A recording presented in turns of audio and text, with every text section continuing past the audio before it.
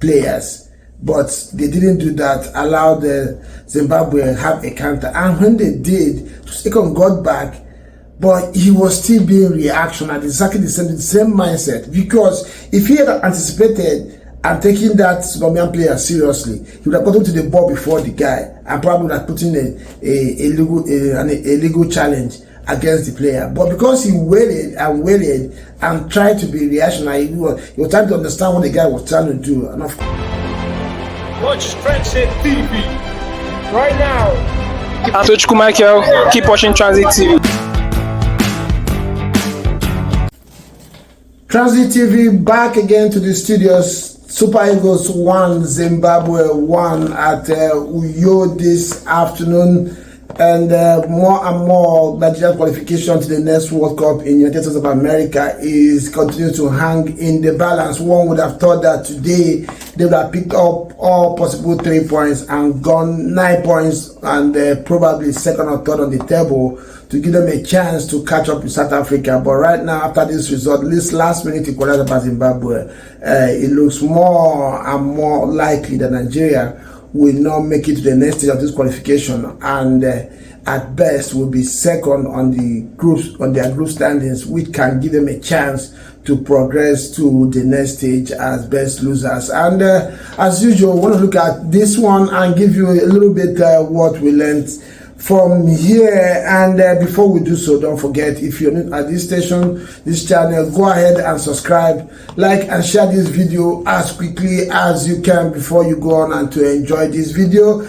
And like I said, a few things we learned on this one. One thing that is that was very paramount in this game for Super Eagles is lack of movement. There was no fluidity. I was watching with keen interest, looking at these players. Each time a Super Eagles player has the ball to his feet, there is virtually no option. It looks like every other teammate is waiting and looking to see what he's going to do with the ball. They were all reactionary. They failed to give the player on the ball option through movements, and it made it difficult for Nigeria to progress.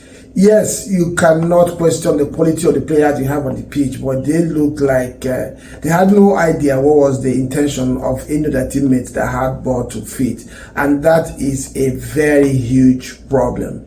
They only react, or they only move in reaction to what the player does. And most times, if you have played the game of football, you know that it's difficult for you to execute anything when your teammates don't offer you options. And sometimes movement of teammates also moves opponents and creates space or openings for you to execute what you have in your mind with the ball. But when there are no movements ahead of you, especially the midfielders or even the defenders as well, it makes it difficult for you to do anything. And when you execute in terms of based on what you feel your teammates should do, if they are not in the same wavelength in terms of thinking with you, then it becomes a loose pass and makes it difficult to create a rhythm. And that's exactly what happened to Super Eagles today. They couldn't really create that rhythm because most of the players we are doing were reaction to what their teammates do.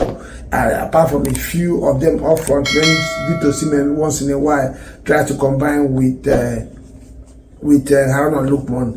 These players looked very jaded. They looked like they lacked energy. There was no fluidity. There was no much movement from the Super Eagles players. They only could do something when the ball were to their feet. This is something that the Super Eagles coach needs to work on seriously. There has to be a style, philosophy. People should be able to preempt or envisage what their teammates is about to do and create that option and make it possible and easier for them to have some cohesion in the team. That is exactly what this team is lacking right now. There's no cohesion in this team, and if they continue like this, it looks like it's going to be almost impossible for the Super Eagles to make it to this World Cup. Another thing that I found out is, like I said, it's just in relation to that, and this is what led to the goal. The truth, Ekong was very static.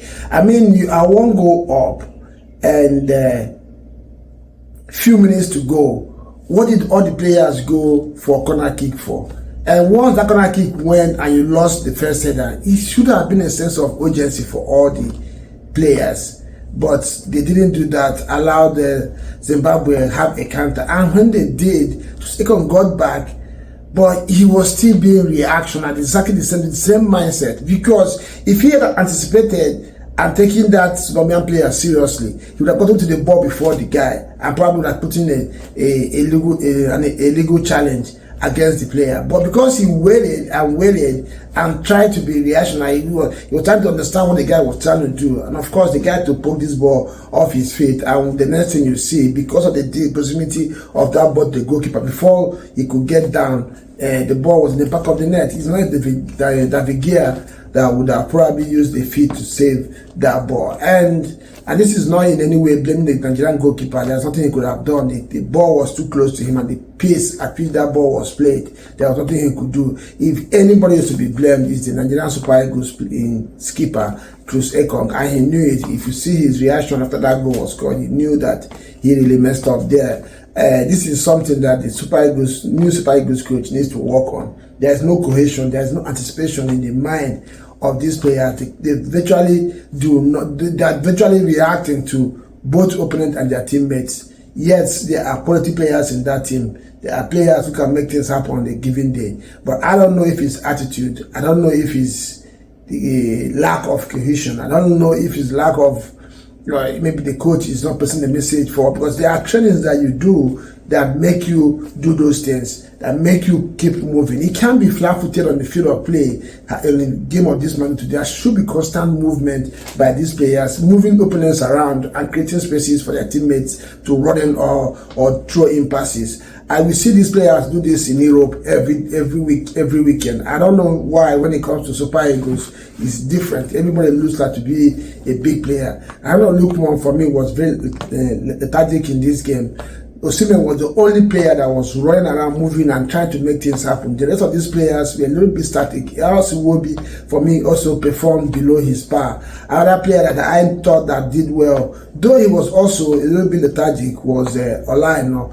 And yeah, this is something that the Super Eagles coach needs to work on. I don't know what you guys think. If you watched the game, did you see anything other than this?